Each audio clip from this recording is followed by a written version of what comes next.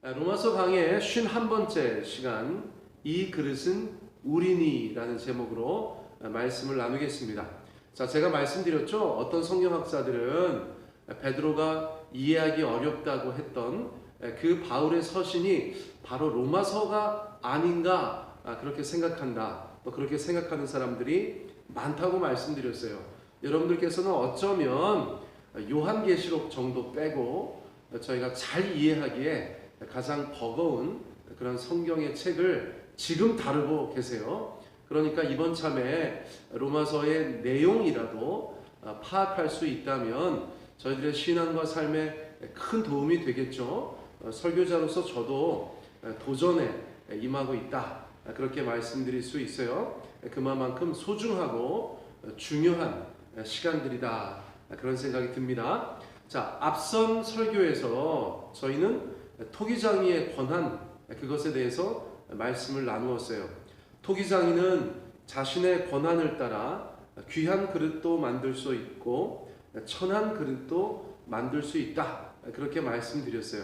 천한 그릇이라고 하니까 너무 그런데 그냥 귀한 그릇에 반대되는 막 쓰는 그릇, 그런 의미라고 할 수 있겠죠. 여기서 토기장이는 당연히 창조주 하나님을 상징한다, 그렇게 볼 수 있습니다. 마찬가지로 토기장이는 진노의 그릇과 긍휼의 그릇을 만드는 분으로 나타나고 있어요. 하나님께서 진노의 그릇과 긍휼의 그릇을 만드셨죠. 그런데 진노의 그릇은 선택받지 못한 자들을 표현하는 말이고요. 긍휼의 그릇은 선택받은 자들을 표현하는 말이에요. 자, 그러니까 선택받지 못한 자들은 진노의 그릇이라면 긍휼의 그릇을 보다 더 구체적으로 이해할 수는 없을까? 자, 24절 말씀을 보니까 이렇게 되어져 있어요. 이 그릇은, 여기서 이 그릇은 긍휼의 그릇입니다. 의미상 그렇죠? 문맥상 그렇습니다. 이 그릇은 우리니 곧 유대인 중에서뿐 아니라 이방인 중에서도 부르신 자니라. 자, 사도 바울이 이 그릇은 우리다라고 했는데, 우리다라고 하니까 이스라엘인가? 그렇게 생각하실 수 있지만 뒤에 설명이 있어요. 자, 무엇라고 말씀하셨어요? 유대인 중에서뿐 아니라 이방인 중에서도 부르신 자가 이 그릇이다.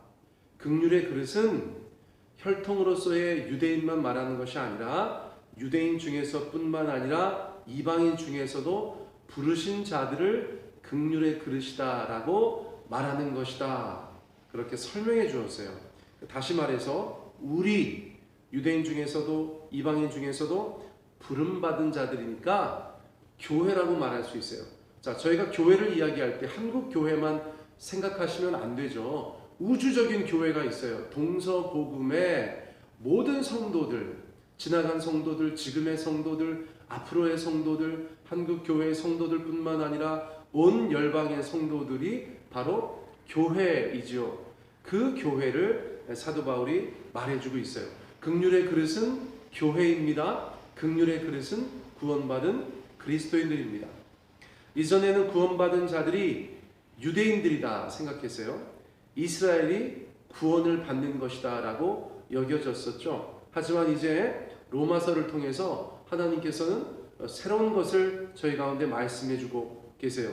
토기장이인 하나님께서 긍휼의 그릇이라고 하는 이들은 교회라는 것입니다. 유대인과 이방인 중에서 부름받은 교회, 그 교회로의 확장을 로마서에서는 저희 가운데 말씀해주고 있어요. 이제 더 이상 육체적 자손이 구원을 받는 것이 아니고 약속의 자손이 구원을 받는다, 그것을 말씀해주고 있다는 것이에요. 자, 그렇다면 이것은 갑작스럽고 엉뚱한 구원의 전개입니까? 하나님께서 변덕스럽게 역사하고 계신 것입니까? 이어지는 구절들을 통해서 바울은 그런 것이 아니다, 그렇게 말씀해주고 있어요. 이미 구약성서에서 이방인들을 구원하시겠다는 하나님의 계획이 여러 차례 드러났다, 그것을 다시 한번 확인해 주고 있습니다. 자, 25절로 넘어가 볼까요? 호세아의 글에도 이르기를 내가 내 백성 아닌 자를 내 백성이라 사랑하지 아니하는 자를 사랑한 자라 부르리라. 자, 25절 말씀은 구약성서 호세아서 2장 25절의 말씀을 인용한 것이에요. 자, 바울은 이 구절을 하나님의 구원 계획에 넣었습니다. 자, 내용이 무엇입니까? 내 백성 아닌 자를 내 백성으로 부를 것이다. 사랑하지 아니하는 자를 사랑하는 자라 부를 것이다. 그 내용이죠. 저희가 호세아서의 내용을 알고 있습니다. 자, 공통점이 있어요. 이 구절들에 내 백성 아닌 자를 내 백성으로, 사랑하지 아니하는 자를 사랑하는 자로. 그렇죠? 바울은 이 구절에서 하나님 백성이 아니었던 이방인들을 하나님의 백성으로 부르시는 것을 보는 것이죠. 이전에 사랑하지 아니하셨던 이방인들을 다시 사랑하시는 하나님의 모습을 보는 것이죠. 자, 이것을 통해서 하나님께서는 이방인들을 향한 구원의 계획이 있었다. 그렇게 말하고 있는 것이에요. 26절도 마찬가지입니다. 26절 너희는 내 백성이 아니라 한 그곳에서 그들이 살아계신 하나님의 아들이라 일컬음을 받으리라 함과 같으니라. 자, 이것은 2장 1절에 대한 인용인데요. 호세아서 2장 1절에 대한 인용인데요. 바울은 여기서도 하나님의 백성이 아니라 한 그곳에서 하나님의 아들이라 일컬어지는 것을 보는 것이죠. 자, 이것은 로마서의 앞부분에서 저희가 다루었던 양자됨에 대해서 말하는 것이다 라고 이해할 수 있는 것입니다. 이전에는 그런 일이 없었어요. 하나님의 아들이라 일컬어지지 않는 곳이었어요. 그런데 그곳에서도 하나님의 아들이라 일컬음을 받게 될 것이다. 그 구원의 확장, 그렇죠? 그것을 로마서가 저희 가운데 계속해서 말씀해 주고 있어요. 자, 비슷한 것들인데요. 27절로 넘어가 볼까요? 또 이사야가 이스라엘에 관하여 외치되 이스라엘 자손들의 수가 비록 바다의 모래 같을지라도 남은 자만 구원을 받으리니. 자, 이 말씀은 이사야서 10장을 인용한 말씀입니다. 여기서는 못 받고 있죠? 이스라엘에 관하여서 말하는 것이다. 그렇게 말씀해 주고 있어요. 그런데 여기서 중요한 개념이 등장하는데 바로 남은 자 개념이에요.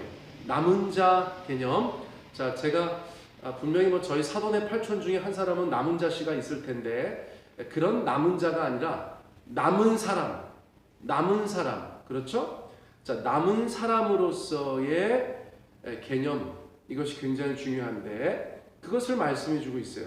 자, 이스라엘의 수는 아브라함에게 약속하셨던 것처럼 바다의 모래 같습니다.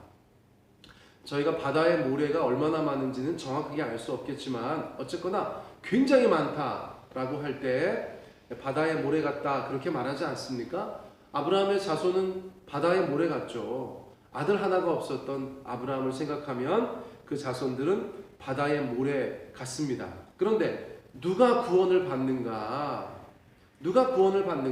미처 생각을 못해서 그렇지 성경에서는 이스라엘 사람이라고 다 구원받는다 그렇게 말하지 않았다는 거예요. 자, 예를 들어서 무슨 사사시대에 하나님 앞에 불순종했었던 많은 이스라엘 사람들을 생각해 보세요. 그렇죠? 우리는 왜 이스라엘이라고 다 구원받는다라고 생각하는지 모르겠어요. 바울은 어쩌면 그것을 말해주고 있어요. 이사야서에서는 뭐라고 말하는가? 이스라엘 사람들이 바다의 모래수같이 많을지라도 그 중에 남은 사람만 구원받는다, 남은 자만 구원받는다, 그것을 말씀해주고 있다는 거예요. 이스라엘이 다 구원받는 것이 아니고 선택받은 자들, 성경에서 남은 자라고 표현되는 그 사람들만 구원받는다라는 것을 상기시켜주는 것이죠. 자, 이것은 굉장히 중요한 것이다라고 이해할 수가 있겠습니다. 자, 그렇다면 초대교회에서 궁금증을 자아냈던 이스라엘의 불신앙에 대해서 많은 사람들이 이해가 되겠죠? 그 마음의 궁금함이 어느 정도 해소되겠죠? 맞아. 그러고 보니까 왜 이스라엘 사람들이라고 다 예수 믿고 구원받아야 된다고 생각했을까? 그 중에서도 약속의 씨, 약속의 손, 그리고 남은 자들만 구원받는 것이 성경적이야 라고 저희가 조금씩 더 납득되어가는 그런 과정이다 라고 말씀드릴 수 있어요. 자, 28절로 넘어가겠습니다. 28절. 주께서 땅 위에서 그 말씀을 이루고 속히 시행하시리라 하셨느니라. 자, 이거는 이사야서 10장 23절의 요약 말씀인데요. 그 말씀을 이루고 속히 시행하시리라. 자, 무엇을 시행하신다는 것이죠? 자, 시행하신다는 것의 내용이 무엇이죠? 하나님의 백성이 아니었던 이방인들 중에서 하나님의 백성 되는 자들이 있을 것인데, 그리고 오히려 이스라엘 중에서는 남은 자만 구원을 받을 것인데, 하나님께서는 이 말씀을 이루고 시행하실 것이다 라고 이미 구약에서 말씀하셨다는 것이죠. 자, 그러므로 초대교회에 있었던 이스라엘의 불신앙의 문제, 그것은 그들이 생각했던 것처럼 그렇게 뜬금없는 것이 아니다. 그것을 로마서가 저희 가운데 계속해서 말씀해 주고 있어요. 자, 이제 마지막 인용 구절입니다. 이사야서 1장 9절. 자, 이것을 29절에서 말씀해 주고 있어요.